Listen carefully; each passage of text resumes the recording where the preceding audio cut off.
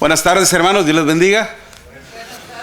Sean nuevamente todos ustedes bienvenidos y como siempre el gusto de tenerles entre nosotros para continuar en este servicio de adoración a nuestro Dios, hermanos. Seguir aprendiendo de su palabra y con su ayuda poniéndola en práctica.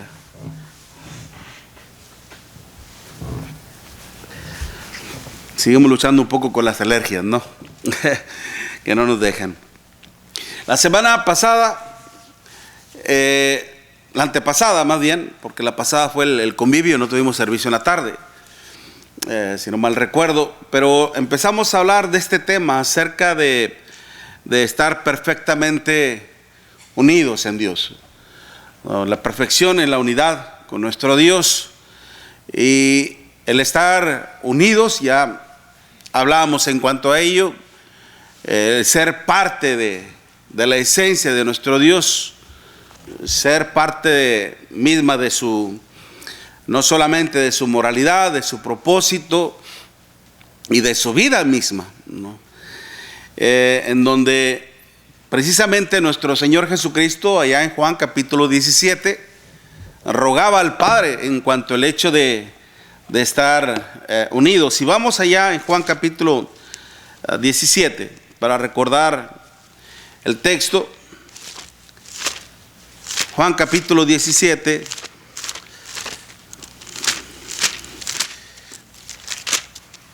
versículo 17: santifícalos en tu verdad, tu palabra es verdad. Como tú me enviaste al mundo, así yo los he enviado al mundo. Y por ellos yo me santifico a mí mismo, para que también ellos sean santificados en la verdad.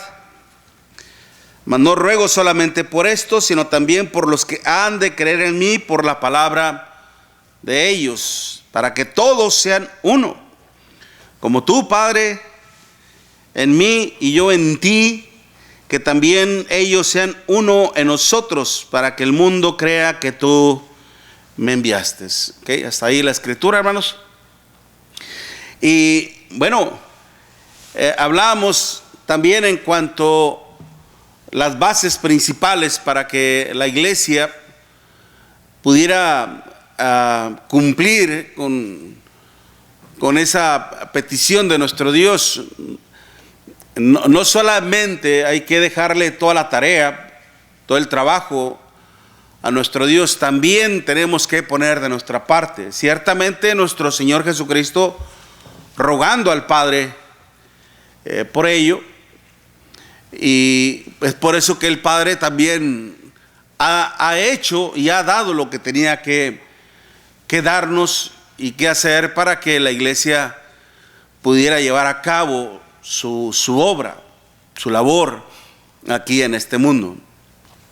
Si yo en mi oración digo, Padre, danos de tu Santo Espíritu para que yo pueda seguir viviendo a tu lado, para que yo pueda seguir tus pasos, y el otro, y etcétera, etcétera, etcétera. ¿Está bien esa oración? No. Okay. Me estaba acordando que participaron de la Cena del Señor. No está correcto. ¿Por qué razón? Porque su Santo Espíritu ya mora en mí. No puedo pedir algo que ya tengo. No hay que ser incoherentes en nuestra lógica o en lo que Dios nos ha dado. ¿Qué se nos dio cuando fuimos bautizados? El don del Espíritu Santo, la presencia misma del Espíritu Santo. Por eso el Padre nos ha dejado su palabra escrita, nos ha dado de su Santo Espíritu también, para que seamos guiados a través de la palabra ya escrita, ya revelada, para que con su ayuda y mediante la palabra también podamos nosotros hacer una comprensión misma de las Escrituras. En 1 Corintios capítulo 2 vemos eso. ¿Okay? Y es por eso que ya no tenemos ningún pretexto, ninguna razón, motivo para no entender la palabra de nuestro Dios. Ciertamente hay cosas en las cuales se requiere mucho más diligencia, más estudio, pero Por eso mismo hay que saber estudiar también la palabra de nuestro Dios y valernos de nuestra ayuda. ¿Okay? Créanme lo que yo a veces hasta he consultado con nuestros hermanos cuando a veces me resulta difícil llegar a un punto básico en cuanto a la enseñanza. He recurrido con el hermano Willy Alvarenga, y es con el quien más he recurrido, con el hermano Willy Alvarenga.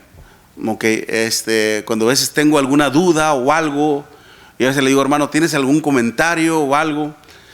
¿Cuál es el problema de esta palabra? Y él me ayuda. Y a veces tengo yo, por ejemplo, mis herramientas, que es mi interlineal griego, tengo 3. Tengo también el léxico y la concordancia. Entonces, cuando una palabra no está en la concordancia, implica que hubo un cambio y tengo que entonces ir precisamente al interlineal griego, y ya veo cuál es la palabra y empieza uno a examinar precisamente, porque precisamente, hermanos, la base de la enseñanza es la verdad.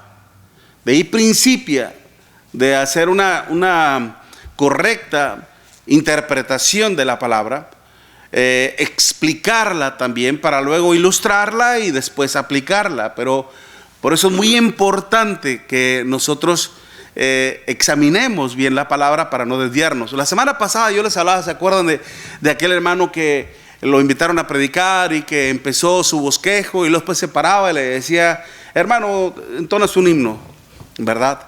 Y el hermano entonaba el himno, se terminaba y se sentaba, y luego el hermano continuaba con su sermón, y luego después de otros 15 minutos más o menos hacía otra pausa, y hermano, dirígenos otro himno.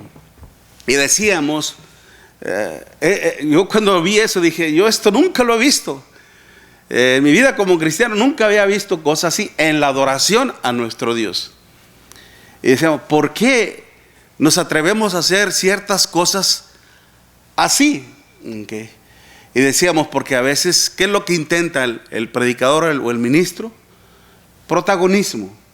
Okay. Protagonismo.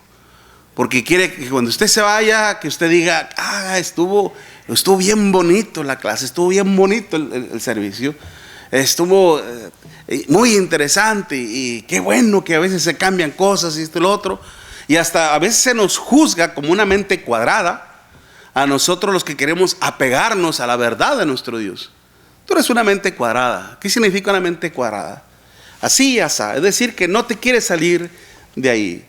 Y que a veces, por defender la verdad de nuestro Dios, se nos ha considerado como una mente retrógrada.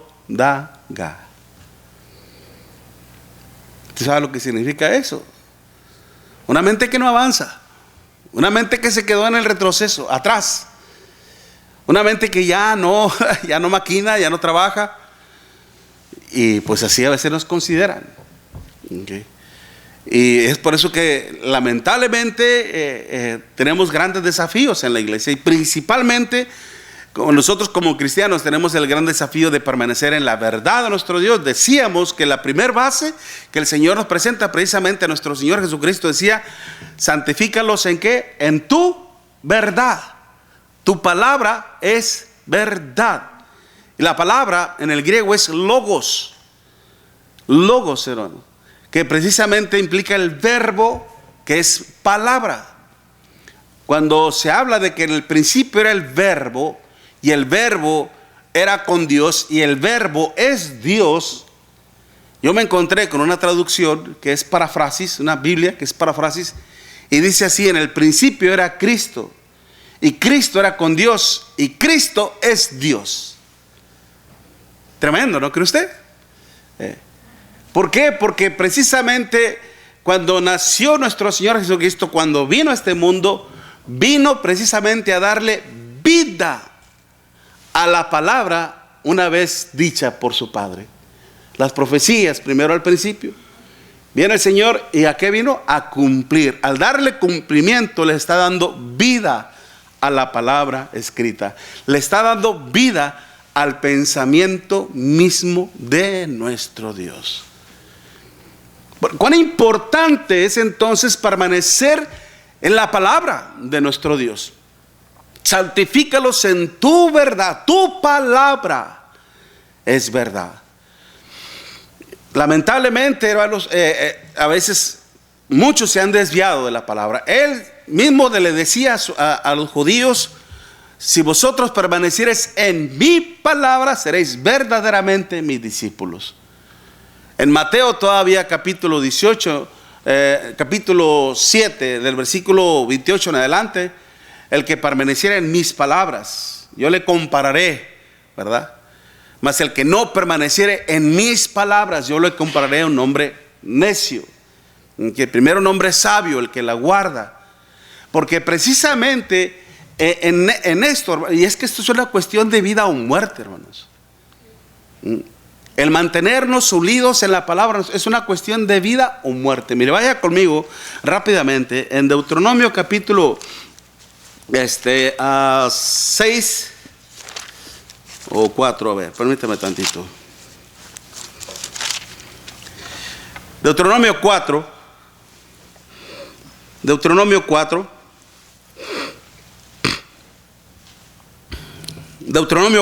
versículo 1 y 2. Ahora pues, oh Israel, oye los estatutos y decretos que yo os enseño, para que los ejecutéis, ¿y qué? Y viváis, y entréis y poseéis la tierra que Jehová, el Dios de vuestros padres, os da. No añadiréis a la palabra que yo os mando, ni disminuiréis de ella, para que guardéis los mandamientos de Jehová vuestro Dios, que yo os ordeno. O sea, la palabra no era de Moisés. Los mandamientos, preceptos, estatutos no eran de Moisés. Dios está utilizando a Moisés como un medio para expresar los mandamientos de nuestro Dios. Y mire lo importante de esto, para que no solamente para que vivas, más aún para que alcances tus objetivos. ¿Cuál es nuestra meta principal, hermanos? La vida eterna. Amén, la vida eterna. ¿Quieres lograrlo? Así como le dijo al pueblo de Israel: si quieres alcanzar mis promesas, si quieres alcanzar lo que yo te ofrezco, tienes que mantenerte en mi palabra. Desafortunadamente, muchos de aquella generación, hermanos, no pudieron alcanzar lo prometido por Dios. ¿Por qué? Porque empezaron a ser incrédulos, empezaron a desobedecer los mandamientos de nuestro Dios, apostataron, abandonaron la fe del Señor, y muchos perecieron en el desierto. Todo por cuanto no creyeron en las palabras del Señor. Todo por cuanto no supieron mantenerse unidos en la palabra de nuestro Dios. Y sobre todo esas advertencias de nuestro Dios, cuando dice el versículo 2, no añadiréis. Acuérdense de esa palabra. Okay. La palabra que se está empleando en el hebreo, hermanos, es kavá. Kavá. E implica el hecho de infectar, corromper, empollar o quemar. ¿Qué implica esto cuando dice no añadiréis? No corrompas a la palabra. No pretendas corromper a la palabra que yo te mando. No le restes ni le quites. Y es por eso que lo que nuestro Señor Jesucristo está pidiendo ya en Juan capítulo 17, hermanos, no es nuevo. No es algo nuevo. Dios siempre ha deseado que todo aquel, hermanos, que es instruido por Dios se mantenga en la palabra, desde en el huerto del Edén, con Adán, ¿okay? Aún también con Noé. Por eso le dio una serie de indicaciones de cómo construir el arca, en la cual se salvase él y su familia. Si Noé y su familia fueron salvos, fue porque él se apegó a la palabra de nuestro Dios. Aún vemos aquí con el pueblo de Israel también. Aún en el tiempo de los reyes, en Jeremías capítulo 26, en el versículo 2, por eso le decía a nuestro Dios a Jeremías: ponte en el atrio de la casa de Jehová, háblale a todas las tribus que vienen de Judá para adorar a Dios en la casa de Jehová, todas las palabras que yo te mandé. Decirles, no omites palabra. No calles nada. No te quedes con nada. Di todo lo que yo te dije. Pégate a esto. ¿Okay? Y eso era lo que tenía que hacer el profeta Jeremías y todos los demás profetas. ¿Por qué? Porque es el pensamiento, es la voluntad de nuestro Dios, y para que vivan precisamente.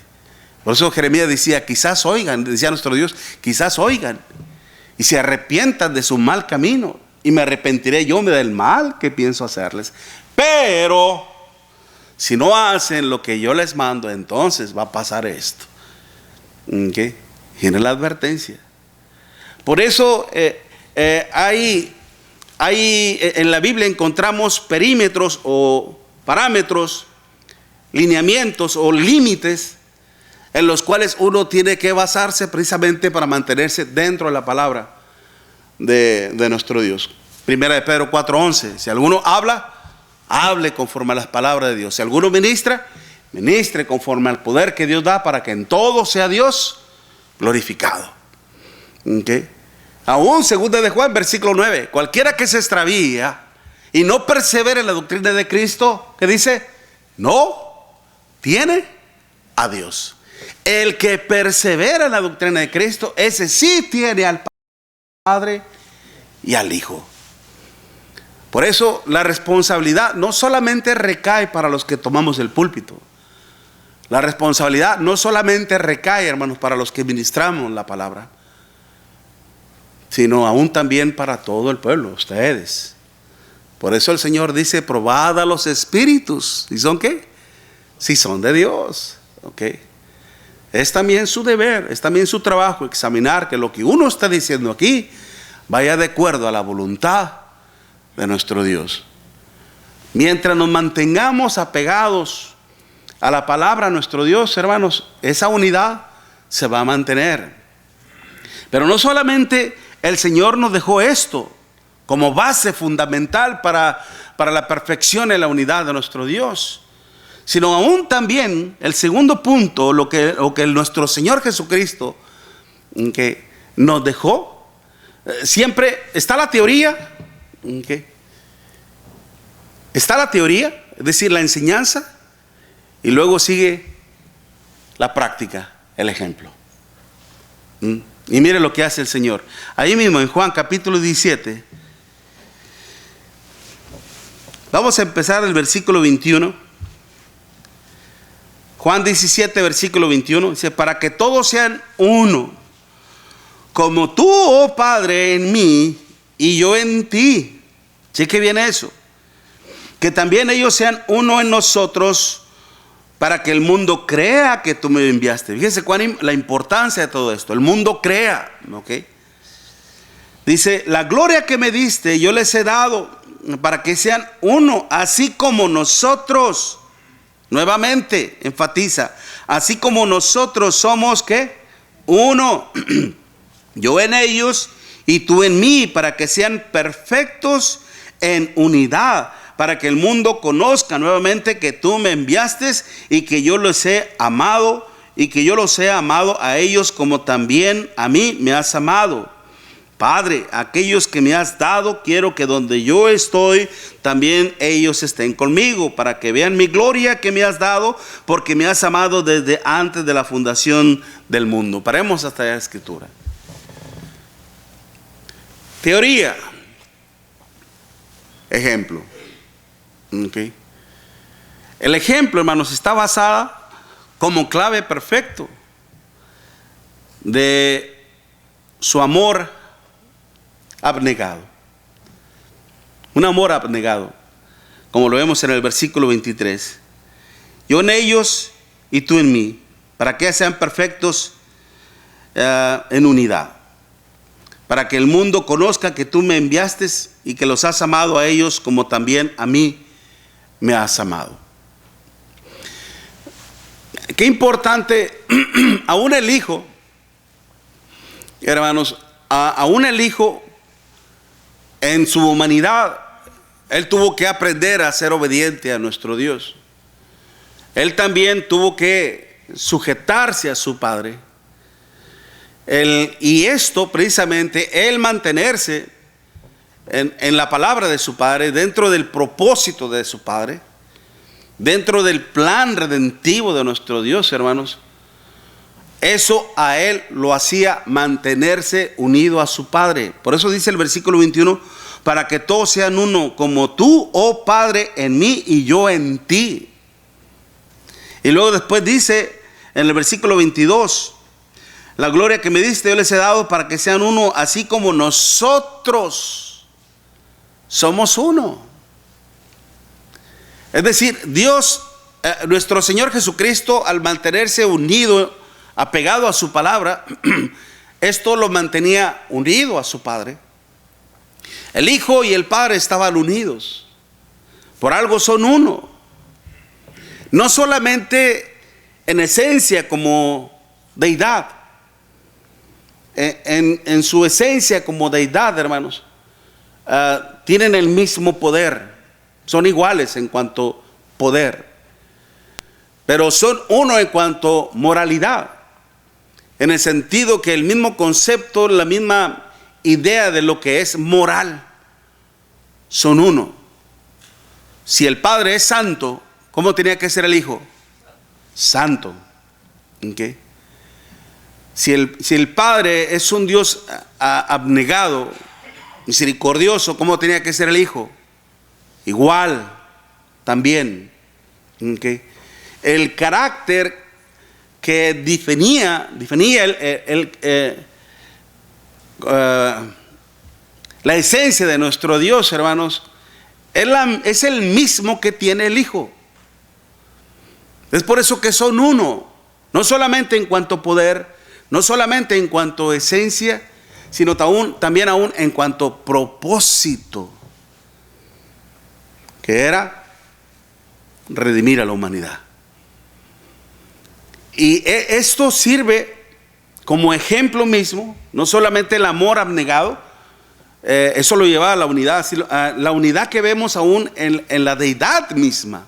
Es el ejemplo a seguir. El Padre y el Hijo están unidos. ¿Sí me explico bien, hermanos? ¿Okay? Por eso, un amor que es verdaderamente un ejemplo para todos los cristianos, que realmente queremos estar perfectos y unidos en la deidad. Recordemos que el significado original de la palabra amor, hermanos, agapo, aunque proviene de la palabra hegapesak, implica un amor intenso y a la vez dispuesto al sacrificio. Juan 3:16, el Padre. Juan 15, versículo 13, el amor del Hijo. ¿Okay? No es un acto, hermanos, que implique solamente un sentimiento y una admiración, sino más aún un acto que demanda sacrificio y sufrimiento. Si el Hijo vino a este mundo para tomar semejanza a nosotros, hermanos, es por eso que Pablo mismo lo dice allá en Filipenses capítulo 2, versículo 5. Haya pues en vosotros este mismo sentir que hubo también en Cristo Jesús. ¿Ok? El cual dice que, déjeme, se lo leo.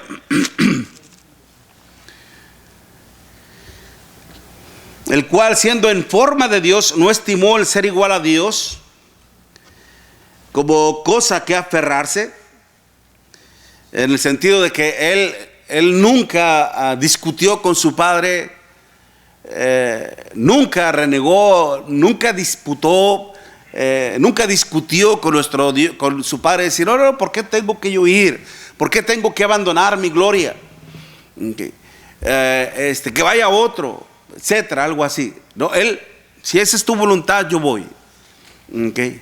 Y es por eso que dice, no se aferró al ser igual no estimó el ser igual a Dios como cosa que aferrarse, sino que se despojó, se vació a sí mismo. Esa palabra ekenosen, vaciarse, sino que se despojó a sí mismo tomando forma de siervo, hecho semejante a usted y a mí. Y estando en la condición de hombre, dice que se humilló a sí mismo, haciéndose obediente hasta la muerte y muerte de cruz. Él mismo nos decía varias veces, Yo no he descendido para hacer mi voluntad, sino la voluntad ¿de quién? Del que me envió. ¿Ok? El Padre. Y él conocía hasta qué punto, hermanos, la obediencia de su Padre lo iba a conducir hasta la muerte. El día que se llegó, él mismo dice, hermano, en su escritura, o en Mateo mismo describe, que cuando llegó la hora, dice que él afirmó su rostro para ir a su destino. ¿Okay? El tener la convicción, la certeza, hermano, de que su Padre nunca le iba a abandonar, aún en el peor momento. Por eso el mismo Señor nos dice: si alguno quiere venir en pos de mí, niéguese a sí mismo, tome su cruz y sígame. ¿Por qué? Yo también lo hice. Nos diría el Señor: yo también lo hice. Estando en tu propia humanidad, yo también lo hice. Yo también renuncié a mi gloria. Yo también dejé la eternidad por venir aquí, por venir también a ser obediente al Padre y también sacrificarme. Estar dispuesto a tomar mi propia cruz. Estar dispuesto a seguir fielmente con los planes de nuestro Dios. Si yo pude hacerlo, tú también, y tú también lo puedes hacer. ¿Se da cuenta? El ejemplo claro a seguir. Por eso es el mismo el apóstol Pedro, nos dice: sigamos sus pisadas, porque él es el ejemplo a seguir. Primera de Pedro, capítulo 2, versículo 21. Por eso, aún nuestro Señor Jesucristo, para mantenerse perfectamente unido a su Padre, él tuvo que cumplir fielmente con su amor. Si el Padre amó a nuestro Señor Jesucristo, fue porque le fue fiel, hermanos, en toda la extensión de la palabra. Y lo hizo sin importar todo el calvario, todo el sufrimiento. En Lucas, de hecho, en Lucas capítulo 9, versículo 51, Lucas 9, versículo 51, por eso dice la Escritura que cuando se cumplió el tiempo en que él había de ser recibido arriba, afirmó su rostro para ir a Jerusalén. Y es que, hermano, dígame una cosa: puede haber recompensa sin trabajo, puede haber corona sin ninguna batalla, sin ninguna lucha. Por supuesto que no. Okay. Y nuestra lucha precisamente consiste en mantenernos fieles a nuestro Dios, así como lo hizo el Hijo. El tiempo dice, cuando se cumplió el tiempo en que él había de ser recibido arriba. Y mire algo sumamente interesante: el día en que se llegue el tiempo en que usted y yo tengamos que partir de este mundo, ¿quién nos va a recibir en la eternidad? ¿Quién estará con los brazos abiertos en la eternidad? ¿Dios? ¿El Padre? ¿O Satanás? Para llevarnos al infierno. Qué importante es esto, ¿verdad? Qué importante es esto, hermanos. Nomás pongámonos a pensar en esto. El día que tengamos que partir a la eternidad, ¿quién es el que nos estará recibiendo con los brazos abiertos? ¿Será Dios o será el mismísimo diablo? Si creemos que sea Dios, hermanos, no solamente hay que prestar atención al consejo de Dios, sino aún también el ser obedientes. Lo que hizo el Hijo, hermanos, someterse bajo la autoridad de su Padre, el hacer fiel a su palabra, el mantenerse siempre unido a la voluntad de su Padre, esto hizo que no solamente el Padre le diera la gloria, que fuera recibido nuevamente arriba. Por eso cuando dice el Espíritu Santo, puesto los ojos en Jesús, el autor y consumador de la fe, el cual por el gozo puesto delante de él sufrió la cruz, menospreciando lo oprobio, y se sentó a la diestra de la majestad. Ahí está el Señor, hermanos. Ya no está en una cruz, ya no está siendo crucificado. Aunque el mundo entero lo quiera ver así, crucificado en una cruz, ya no está así. Ahora Él está en gloria con su Padre Celestial. A veces cuando discuto, cuando platico con personas y dicen, no, es que en la iglesia hay muchos hipócritas, que que el otro y que aquello, que en la iglesia también allá, que que el otro. Le digo, mientras sigas tú poniendo tu atención en los malos ejemplos, vas a encaminarte hacia tu propia perdición. Porque eso, como dice el Señor, cuando un ciego guía a otro ciego, ambos caerán al hoyo. Y a veces es pretexto por no aceptar la invitación de nuestro Dios. A veces son excusas. Porque si en realidad, como le digo, si en realidad quieres agradar a Dios, quieres servir a Dios, el Señor por algo nos dice, puesto los ojos en ¿quién? En Jesús. En Él nunca vas a encontrar engaño, nunca vas a encontrar mentira, nunca vas a encontrar tropiezo. Él es el ejemplo a seguir. Mientras uno mantenga su mirada, su atención en Cristo mismo, no habrá nada ni nadie que te desvíe de su verdad. Y eso es para todos nosotros. Amén, hermanos.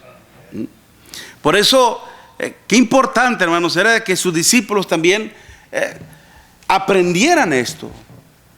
Aprendieran. Por algo esto quedó escrito. Se escribió mucho más adelante, hermanos, después de la crucifixión del Señor. Pero que los discípulos lo escucharan y sobre todo que lo entendieran también.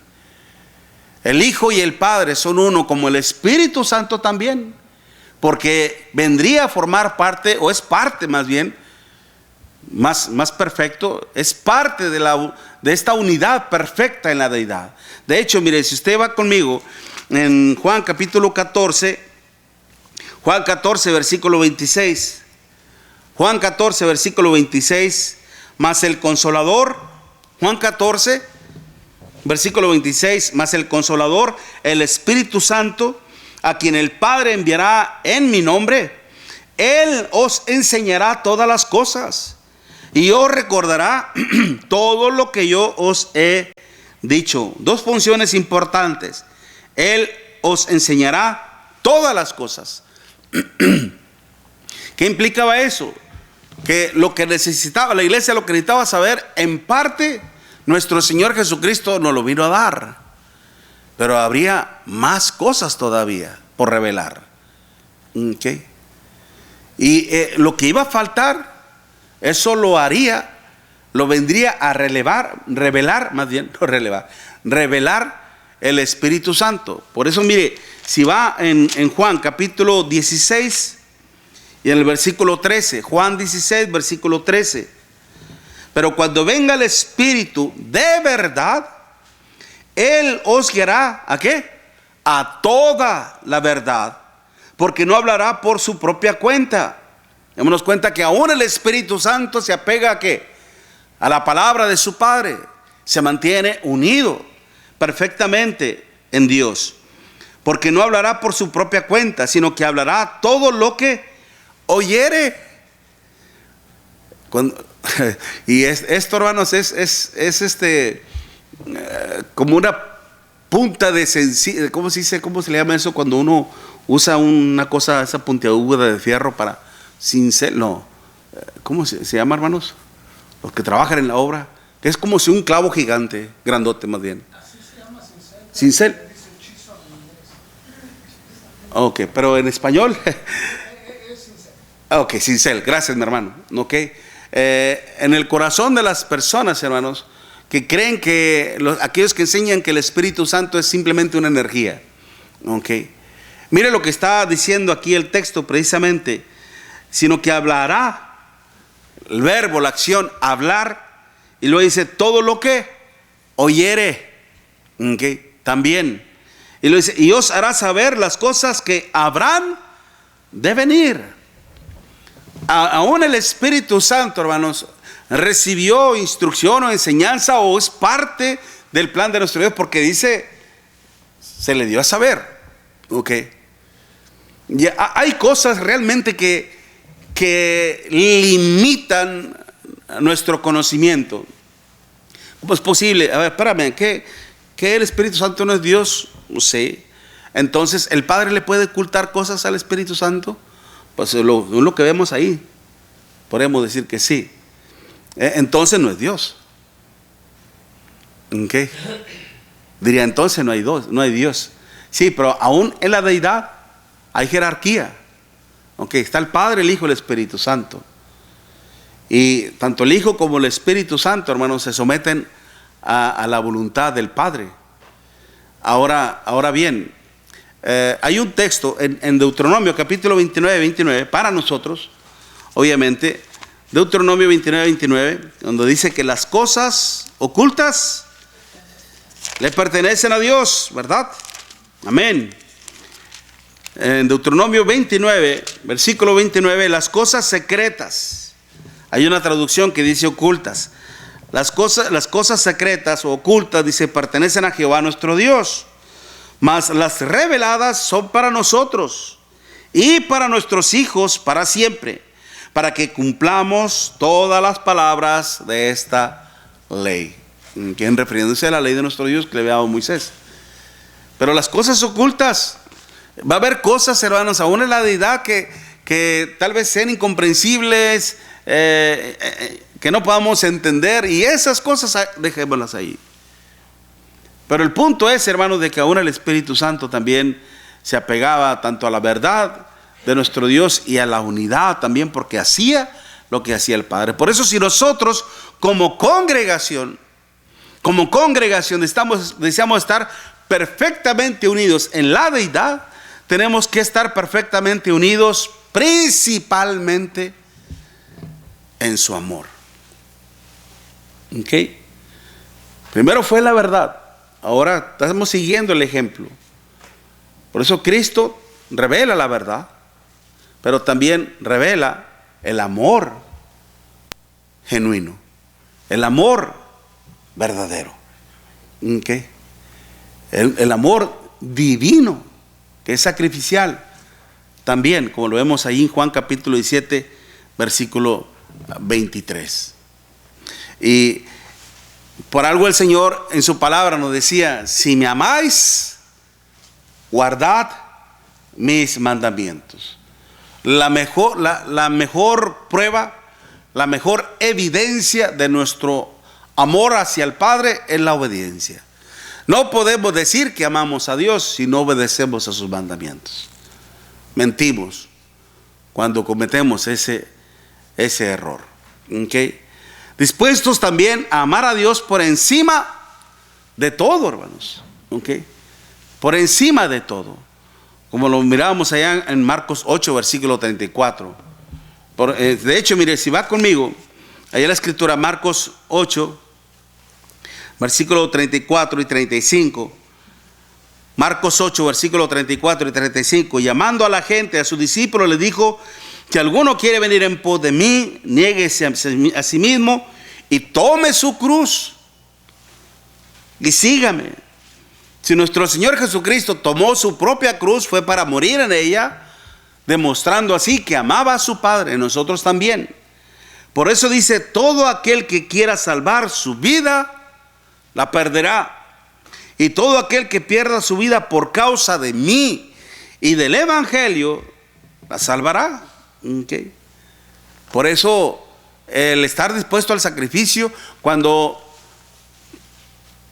no solamente estamos dispuestos al sacrificio, cuando nos sacrificamos, es la mejor muestra, la mejor evidencia de nuestro amor hacia nuestro Dios. Y eso agrada, hermanos, completamente a nuestro Dios. Queda satisfecho. Acuérdense, mire, vaya conmigo rápidamente, Isaías capítulo 59. Así como el Padre quedó satisfecho, complacido con el Hijo, ¿okay? Así lo estará también con nosotros. Isaías en el capítulo 53, Isaías 53, versículo 10, Isaías 53, versículo 10, con todo eso Jehová quiso quebrantarlo, sujetándole a padecimiento. Cuando haya puesto su vida en expiación por el pecado, verá linaje, vivirá largos días y la voluntad de Jehová será en su mano prosperada. Verá el fruto de la aflicción de su alma y quedará ¿qué? Satisfecho. ¿Okay?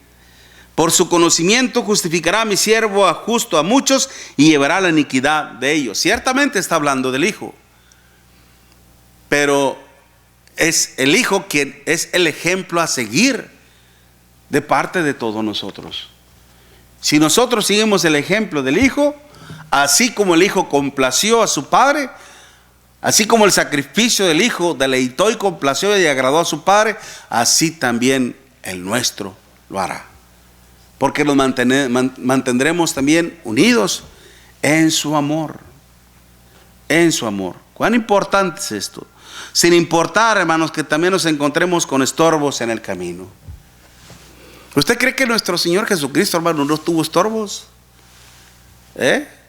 Sí los tuvo. Complicaciones, sí las tuvo. Juan capítulo 1, a lo suyo vino y lo suyo no le creyeron. Okay. Su mismo pueblo, hermanos. Dijera usted, es que el Señor fue a otra nación donde no le conocían. Fue a otro país donde ni siquiera sabían de Él. No, Él vino a su pueblo. Un pueblo que le conocía escrituralmente, que sabían de un Mesías. Cuando nuestro Señor Jesucristo habló con aquella mujer de Samaria, y una vez que esta mujer supo que nuestro Señor Jesucristo era un ser extraordinario, ¿y qué fue lo que le dijo? Nosotros esperamos, yo sé que el Mesías vendrá, dijo la mujer. Yo sé que el Mesías vendrá, el Cristo, el ungido.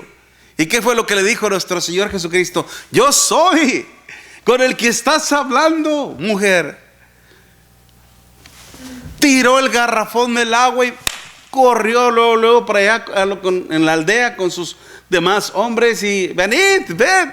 Un hombre me ha dicho muchas cosas en cuanto a mi persona y me ha revelado esto, y no será este el Cristo el que esperamos. Y vinieron mucha gente con ella también y empezaron a escuchar a nuestro Señor Jesucristo.